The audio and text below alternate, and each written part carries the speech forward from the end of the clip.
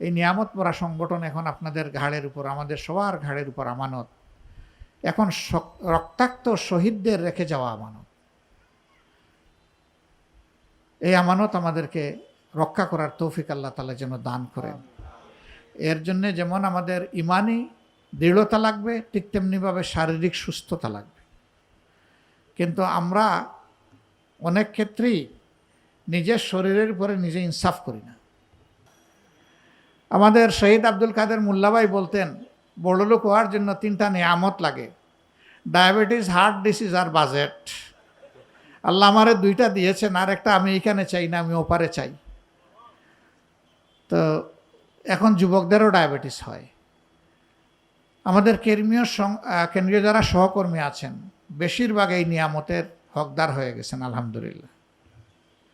এবং তাদের মধ্যে অনেকে আছেন যৌবন থেকেই এই নিয়ামত পেয়ে গেছেন। আমি অনেককে জিজ্ঞেস করেছি যৌবনে মুখ এবং জিহ্বার মাঝখানে কোনো নিয়ন্ত্রণ ছিল কিনা, তখন হাসে, কয় আল্লাহর হালাল জিনিস সামনে আসছে, ফেরত দেই কেমনি। মন ভরে প্রাণ ভরে খাইস। আল্লাহু আকবার। যখন ঘুমানোর দরকার ঘুমান নাই, যখন কাজ করা দরকার কাজ করেন নাই, যখন হাঁটার দরকার হাঁটেন নাই, জীবনটাকে ডিসিপ্লিনের উপরে রাখার চেষ্টা করেন নাই। এই বাইকদের অনেকের এলোমেলো হয়ে গেছে। ডায়াবেটিসটা বেসিক্যালি 2টা কারণে হয়। একটা ওভার স্ট্রেস, দুশ্চিন্তা হইল 1 নম্বর কারণ। 2 নম্বর কারণ হচ্ছে ইরেগুলার লাইফস্টাইল, অনিয়ন্ত্রিত জীবন। জীবনে কোনো শৃঙ্খলা নাই, খাওয়া দাওয়া চলাফেরা সবগুলা মানে আপন মনে স্বাধীন বাংলাদেশ এরকম হালত। তারা বড় সাফার করেন। তারা শুধু তাদের এসেট না, তারা আমাদেরও এসেট। তারা শুধু তাদের হক নষ্ট করেন না, তারা আমাদেরও হক নষ্ট করেন। এই জন্য এই ব্যাপারে সবাইকে সতর্ক থাকতে হবে। আমরা পারবো ইনশাল্লাহ। হার্ট ডিসিজ যাদের আছে তারা একটু হাত তুলেন। এ পর্যন্ত যাদের ধরা পড়েছে, চুঙ্গা লাগানো হয়েছে অথবা সিনা শাক করা হয়েছে, এরকম যারা আছেন তারা একটু হাত তুলেন। হ্যাঁ, এই হারটা বেশি না আলহামদুলিল্লাহ। অনেক জায়গায় এই হারটাও কাউন্টেবল, দেখার মতো দৃশ্যমান।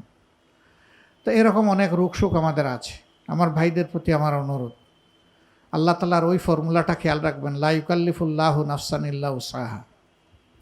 সংগঠনের এত কাজ করেন, মাস শেষে হিসাব মিলাইয়া দিতে পারেন না। দেখা যায় আপনার কাজের ফসল ভালো উঠে আসেনি।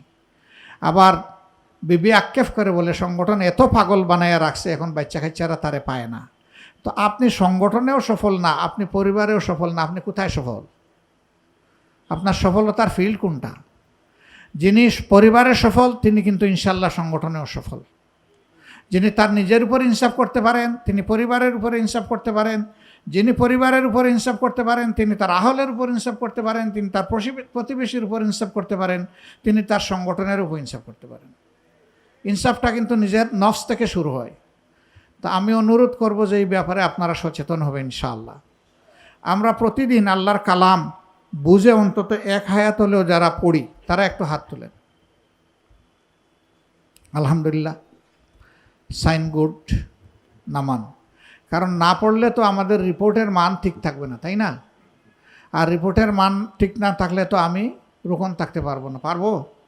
যে মান নিয়ে একজন ভাই অথবা বোন রুকন হতে পারে না, সেই মানে আমি যদি নেমে আসি তো আমার রুকনিয়াতকে থাকা উচিত না। অতএব রুকনিয়াত রক্ষার জন্য আমাদেরকে নিয়মিত কোরআন, হাদিস, ইসলামী সাহিত্য অধ্যয়ন করতে হবে, তাই না? একমত তো আপনার আমার সাথে? হ্যাঁ, উম্মতের মধ্যে ইখতিলাফ দেখা যাচ্ছে যে কেউ হা বলে কেউ না বলে। হা যারা বলছে তারা সরল মনে বলে ফেলেছে, তবে তারাও নার গোষ্ঠীতে, তারাও একাকার।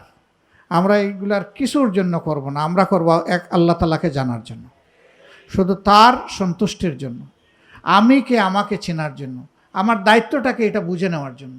এরপরে এই নিয়তে অধ্যয়ন করব যে যা বুঝবো তাই যেন আমি আমলে পরিণত করতে পারি। আলহামদুলিল্লাহ।